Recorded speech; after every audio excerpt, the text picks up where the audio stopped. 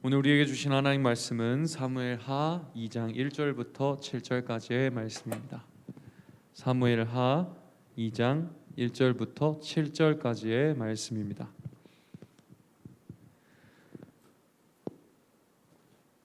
다 찾으신 줄 알고 우리 다 함께 합독하도록 하겠습니다. 시작. 그 후에 다윗이 여호와께 여쭈어 아뢰되 내가 유다 한 성읍으로 올라가리이까? 여호와께서 이르시되 올라가라. 다윗이 아뢰되 어디로 가리이까? 이르시되 헤브론으로 갈지니라. 다윗이 그의 두 아내 이스라엘 여인 아히노암과 갈멜 사람 나발의 아내였던 아비가일을 데리고 그리로 올라갈 때에 또 자기와 함께한 추종자들과 그들의 가족들을 다윗이 다 데리고 올라가서 헤브론 각 성읍에 살게 하니라. 유다 사람들이 와서 거기에서 다윗에게 기름을 부어 유다 족속의 왕으로 삼았더라. 어떤 사람이 다윗에게 말하여 이르되 사울을 장사한 사람은 길르앗 야베스의 사람들이이다 하매 다윗이 길르앗 야베스 사람들에게 전령들을 보내 그들에게 이르되 너희가 너희 주 사울에게 이처럼 은혜를 베풀어 그를 장사하였으니 여호와께 복을 받을지어다. 너희가 이 일을 하였으니 이제 여호와께서 은혜와 진리로 너희에게 베푸시기를 원하고 나도 이 선한 일을 너희에게 갚으리니 이제 너희는 손을 강하게 하고 담대히 할지어다. 너희 주 사울이 죽었고 또 유다 족속이 내게 기름을 부어 그들의 왕으로 삼았음이니라 하니라.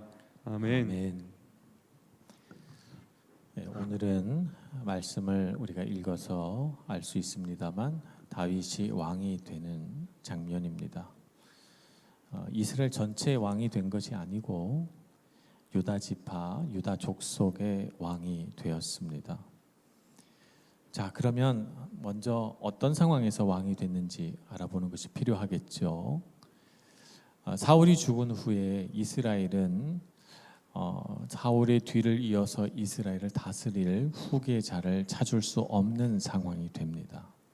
그동안 사울 밑에서 국정을 운영하고 나를 다스리는 경험을 쌓아왔던 사울의 세 아들은 길보아산에서 함께 다 죽었습니다.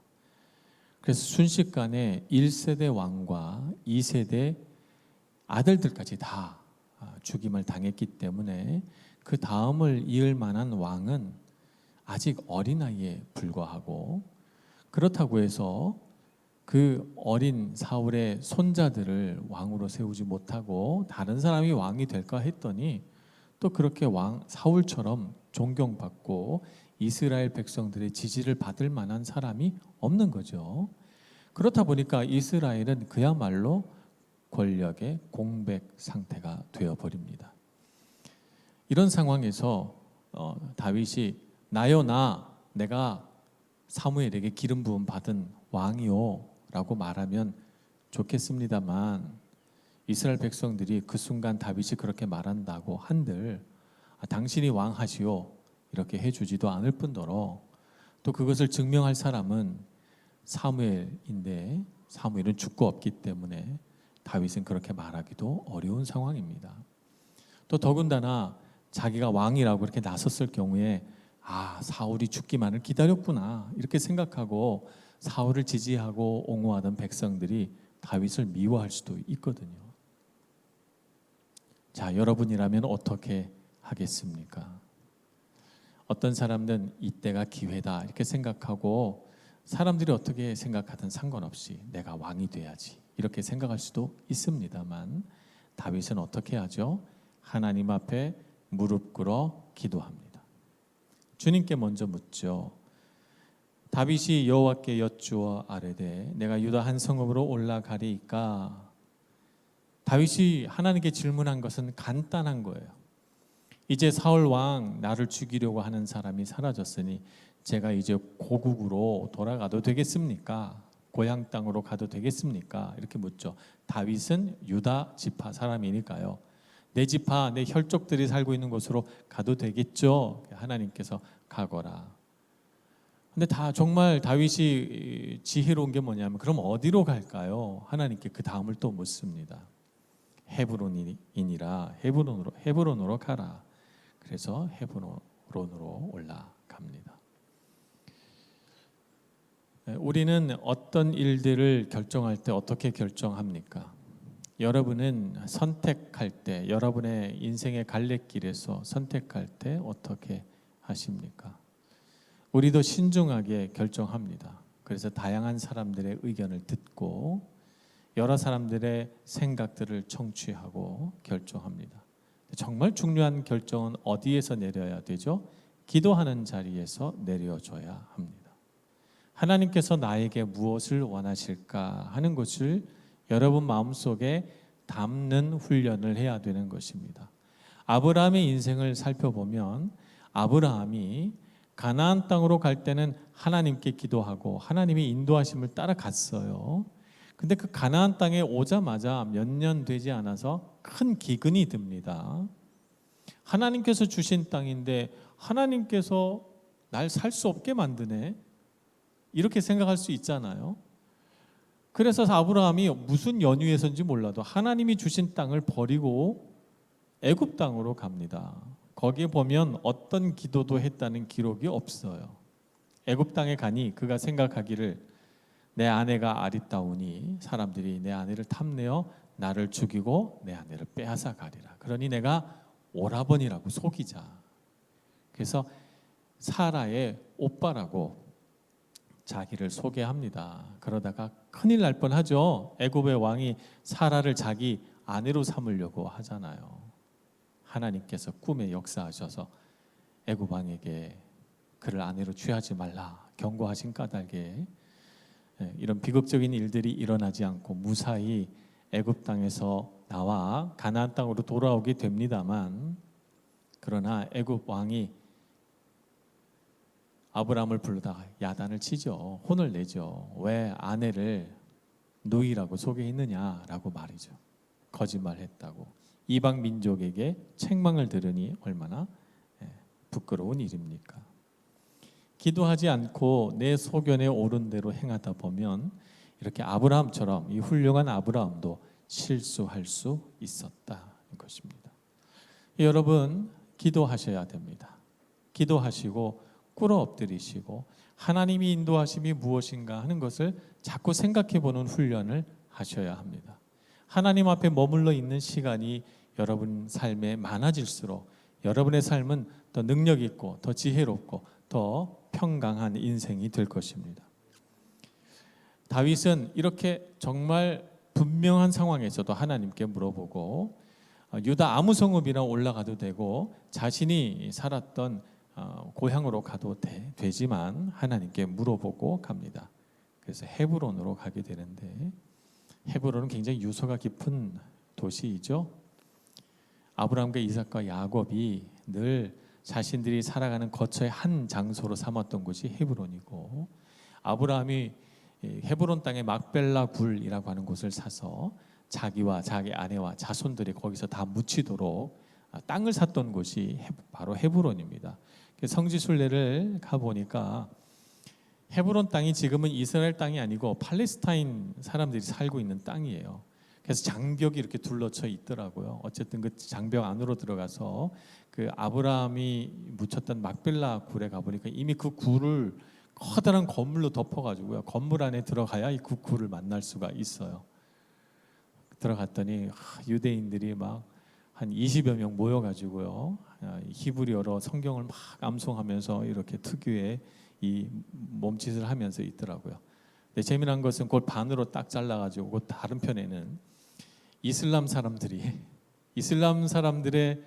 조상도 아브라함이거든요. 그래서 이슬람 사람들이 또 거기서 이렇게 하고 또 있어요. 재미난 광경을 보고 왔는데 지금도 헤브론은 성지입니다. 헤브론 땅에 갔어요. 유다 사람들이 모여 사는 유다 지역, 이스라엘의 가장 남쪽 지역입니다. 남쪽 지역의 가장 핵심 도시가 헤브론이에요. 그 헤브론에 사람들이, 장로들이 모여서 우리 유다 지파만이라도 우리가 살고 있는 이 지역을 지켜내자. 블레셋 사람들의 손에서, 그리고 그 암몬이나 모압 자손들의 손에서 우리 땅을 지켜내자. 그러니 우리 가운데 왕을 세우자. 그래서 유다 지파만 따로 왕을 세웁니다. 이렇게 유다가 독자적으로 행동한 것은 오늘날의 일만은 아니고 원래부터 좀 그랬어요. 유다 지파는 이스라엘이 애굽에서 탈출을 해서 백성들을 계수할 때 보면 항상 유다 지파가 인구가 제일 많아요. 인구가 제일 많고 또 땅에 가나안 땅에 들어와서도 가장 넓은 지역을 차지합니다. 북쪽의 에브라임과 므낫세 지파를 제외하고는 가장 넓은 지역을 차지하게 되고, 그리고 유다 지파만 독자적으로 자기네 군대를 따로 운영했습니다. 사울 왕 때도 외적과 싸울 때 유다 지파만 따로 군대를 모집해서 오곤 했어요. 유다 지파는 굉장히 독자적인 힘을 가지고 있는 그런 지파죠. 그래서 나중에 북이스라엘과 남유다로 갈릴 때도 북쪽에 10지파, 남쪽에 2지파 이렇게 나뉘어지게 되는 것입니다. 어쨌든 유다 지파가 우리만이라도 우리 땅을 지키자. 그래서 왕을 세울 때 다윗을 왕으로 세웁니다. 다윗이 왕이 되는 데는 정말 운이 좋았다. 이렇게만 설명할 수 있는 것은 아니라고 봅니다. 왜냐하면 그가 시글락에 살고 있을 때 블레셋 사람들의 보호와 그들의 어떤 용납 속에 살고 있을 때 이 남쪽 내기부 지역에 많은 뭐라고 할까요? 도적대들이 올라와서 블레셋과 유다 남쪽 지역들을 노략하고 다녔어요. 그 도적대들이 아말렉 족속입니다. 그래서 그들이 노략할 때 시글락까지 다 불태워 버렸잖아요. 그래서 그들을 쫓아가서 그 모든 훔쳐가고 도둑질한 것들을 다 되찾은 그날에 다윗이 어떻게 합니까? 사무엘상 30장 마지막 부분에 보면 26절에서 31절 말씀에 보면 그 아말렉 족속으로부터 얻은 노략물들을 자기가 다 갖지 않고요, 남쪽에 있는 여러 성읍들의 장로들에게 다 나누어 줍니다. 여기 언급되어 있는 도시만 하더라도 베델, 라못, 얏딜, 아로엘, 심못, 에스드모아, 라갈, 여라무엘, 겐, 그다음에 홀마, 고라산, 헤브론 등등 많은 성읍들이 열거되고 있어요. 이 성읍들이 다 어디냐면 유다 땅이에요. 어떤 사람들은 이렇게 볼 수도 있겠어요. 자기가 왕이 되려고 미리 이렇게 막 나눠준 거 아닐까? 다윗이 어떻게 알았겠습니까? 그날에 사울과 그 아들 3명이 갑자기 길보아 산에서 죽음을 맞이할 줄 누가 알았단 말입니까? 다윗은 자기 백성을 사랑하는 마음으로 그렇게 한 것입니다. 물질을 아까워하지 않고 내가 이렇게 해서 부자가 돼야지 이렇게 생각하지 않고 이 아말렉 족속 때문에 노략당하고 고통받은 내 민족, 내 혈족들에게 조금이라도 위로를 주자 하고 물질을 아낌없이 나누어 준 거예요. 그래서 어떻게 됐어요? 사람의 마음을 얻었죠.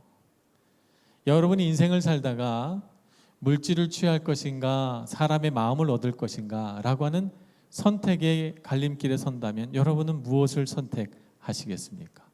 물질을 취하시겠습니까? 사람의 마음을 얻겠습니까? 사람의 마음은 눈에 보이지 않아요. 많은 사람들이 사람의 마음은 언제든지 얻을 수 있으니까 물질을 취하자 이렇게 생각을 합니다만 그렇지 않아요. 물질은 언제든지 취할 수 있고 있다가도 없어지는 것이 물질이지만 사람의 마음은 쉽게 얻어지는 것이 아니고 사람의 마음처럼 귀한 것이 없어요. 여러분을 높이 세워주고 여러분이 인생에서 지혜를 얻게 되고 여러분이 정말 어려울 때 여러분의 곁에 있어주는 사람들은 사람이거든요. 사람 때문에 살고 사람 때문에 은혜를 얻고 사람으로 인해서 기뻐하거든요. 그러니 여러분 물질로 사람의 마음을 사시기를 바랍니다. 사람의 마음에 상처 주고 물질을 얻지 말고 말입니다. 여러분의 물질을 사용해서 사람의 마음을 얻을 수 있다면 여러분 아까워하지 마시고 베풀고 나누어서 사람을 얻으시는 여러분들 되시기를 바랍니다. 그런 면에서 보자면 다윗은 참 지혜롭고 마음이 넓은 사람이었다. 물질을 가지고 욕심 부리지 않는 사람이고 나누어 주는 것을 즐거워한 사람이에요. 그래서 어떻게 돼요? 가난해졌습니까? 그의 물질이 점점 작아졌습니까? 그렇지 않아요. 점점 더 부자가 됐고 더 많은 것들을 누리게 됐죠. 그래서 유다 장로들이 생각할 때에 우리에게 이만한 용사가 없다. 다윗 같은 사람을 왕으로 세워야 우리를 보호해주고 우리에게 이렇게 너그럽게 나누어주고 나라를 잘 다스리지 않겠느냐, 그렇게 생각이 모아진 것입니다. 그래서 다윗을 헤브론에서 유다 모든 지파의 유다 모든 땅의 사람들의 왕으로 세우게 됩니다. 다윗이 지혜롭다고 하는 것은 그가 왕이 되어서 제일 처음 한 일이 무엇인가 하는 것을 보면서 다시 한번 참 다윗은 지혜롭구나 하는 생각을 하게 됩니다. 다윗이 왕이 돼서 제일 먼저 한 일은 사울을 벳산 성벽에 걸리는 그의 시체를, 그 아들들의 시체를 다 데려와서 애곡하고 장례를 치러준 길르앗 야베스 사람들과 제일 먼저 연락을 했다는 거예요. 길르앗 야베스 사람들이 그와 같이 사울 왕을 선대했다라고 하는 것을 듣고 그들에게 전령을 보내서 당신들이 한 일을 들었어. 나는 당신들이 그와 같이 의리를 지켜주고 사울을 장사 지내줘서 정말 감사합니다. 내가 당신들에게 위로자가 되고 당신들이 행한 일들을 널리 전하고 당신들에게 힘과 능력이 되어 주겠소 라고 말하는 것입니다. 길르앗 야베스 사람들은 어느 사람들이냐면 요단강이 흐르는 곳을 경계로 해서 동편, 요단 동편의 위쪽에 살고 있는 사람들이에요. 갈릴리 호수 동쪽에 살고 있는 사람들이에요. 지금은 요르단 땅이 되었지만 그 옛날에는 그 길르앗 야베스 사람들이 살고 있는 땅이 다 이스라엘 땅이었습니다. 그 먼 곳까지 전령을 보내서 그와 같이 한 것이죠. 그래서 불행을 당한 이스라엘 백성들에게 길르앗 야베스 사람들이 소망이 되고 위로가 되었다는 그것을 다윗이 이제 이어받습니다. 내가 당신들을 지켜주겠소. 내가 이제 당신들의 위로자가 되어주겠소 라고 말하면서 말입니다. 사울을 잃은 북쪽 이스라엘 백성들의 마음속에는 우리에게 그만한 왕이 또 언제 찾아올까 싶어서 마음속에 굉장히 슬프고 이제 우리에게 지도자가 없구나라고 생각해서 불안하고 두려운데 다윗이 그 북쪽 이스라엘 11지파의 마음을 어루만져 준 것이죠. 자신이 위로자가 되어서 말입니다. 다윗이 죽고 없으니 이제 내가 왕이 되겠소 이렇게 말하지 않고 말입니다. 그것은 다윗에게 공감 능력이 뛰어났기 때문입니다. 다른 사람의 아픔, 불안, 두려움을 아는 마음이 뛰어났기 때문이죠. 그래서 여러분, 리더로서의 가장 중요한 성품을 꼽으라면 여러 가지가 있겠습니다만 공감 능력이라고 말하고 싶어요. 다른 사람의 아픔에 공감하고 다른 사람의 어려움에 자기 마음을 다해서 위로해 줄 수 있는 그런 사람, 공감 능력이 뛰어난 사람이 리더로서 참 적합한 사람이라고 생각합니다. 다윗은 그런 사람이었어요. 그래서 길르앗 야베스 사람들을 위로했다는 이야기가 온 이스라엘 땅에 퍼져나가면서 다윗에 대하여 좋은 생각들, 좋은 여론이 만들어지기 시작합니다. 그래서 이스라엘 백성들을 지파로 나누지 않고 그 모든 지파를 아우를 수 있는 연합하게 하고 하나 되게 만드는 힘이 어디서 나오는 것입니까? 다윗의 공감 능력에서 나오는 것입니다. 여러분, 같이 아파하고 같이 눈물 흘려주고 같이 기뻐하고 같이 힘을 쏟는 여러분들 되시기를 바랍니다. 청년의 때에 뿔뿔이 흩어져 있지 말고 정말 공감 능력이 있는 여러분 한 사람 한 사람이 되셔서 서로에게 좋은 친구가 되어주고 마음을 나누는 친구가 되어주어서 여러분이 살아갈 때 그 믿음의 길에 많은 동반자, 좋은 친구들이 있기를 소망합니다. 그리고 여러분이 리더가 되었을 때, 여러분이 정말 높은 자리에 올라갔을 때 자기 아래에 있는 사람들의 마음을 알아주고 리더로서 공감 능력을 발휘해서 이끌어갈 줄 아는 그런 여러분 한 사람 한 사람이 되시길 축복합니다. 기도하겠습니다. 자비하신 하나님께서 다윗을 이끄시고 또 다윗은 하나님의 말씀에 순종하며 걸어가는 모습을 말씀을 통해 보았습니다.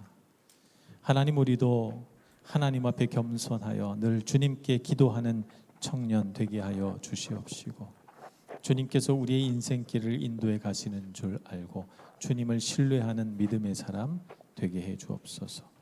우리에게도 다윗에게 주셨던 지혜와 공감 능력과 사람을 아울러 연합지킬 줄 아는 그런 지도자의 성품을 주시옵소서. 하나님 앞에서 성장하고 자라나는 저희들 되게 해주시고 잘 훈련받아 다윗처럼 성장해 가게 해 주옵소서. 예수님의 이름으로 기도합니다. 아멘.